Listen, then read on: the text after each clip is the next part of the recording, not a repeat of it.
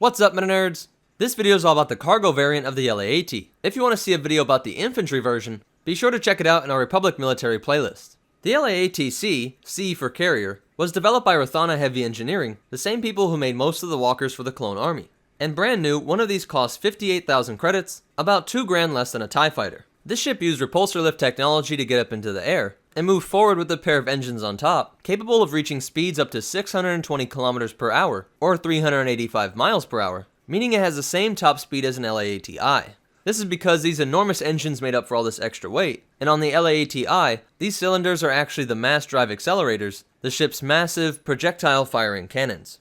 The cargo variant was also 10 meters longer than the infantry version, making it about as long as an LAAT-I, with two 74Z speeder bikes. The wings were moved slightly back, and didn't feature any bubble turrets, and the vehicle also got rid of the outrigging bubble turrets as well. It did have a pair of light laser cannons up front, but the relative lack of weaponry, and because it wasn't used for frontline deployment, the LAAT-C only required a single pilot. Its cargo capacity was increased by completely removing the trooper area, and leaving this wide open space for vehicles or containers that could be held in place with large magnetic clamps. The LAAT-C was capable of deploying one ATTE, 4 all-terrain experimental transports, 1 Republic troop transport, a TX-130 Saber-class fighter tank, an RX-200 Falchion-class assault tank, a forward command center, or a PX-4 mobile command base. Or instead of vehicles, it could haul into battle up to 40 tons of cargo.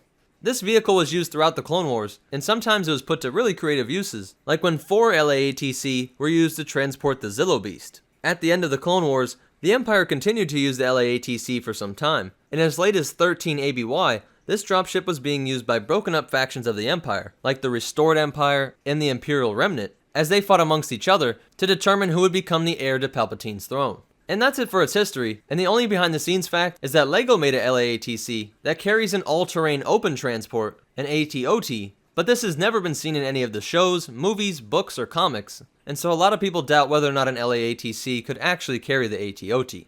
Well, that's it for the LAAT carrier. If you liked it, go ahead and hit that like button, and be sure to leave a comment down below if I missed any cool facts, or if you have a suggestion for future videos. Be sure to follow us on Instagram at MetaNerdz so you can see us build Star Wars props and cosplays, along with some other cool Star Wars stuff. If you want to help support this channel, check out the description below for our Amazon store and our Patreon. And be sure to subscribe, because we're making videos like this every single day. But more important than all that, remember, always get a custom paint job for your LAAT-C, and the Force will be with you, always.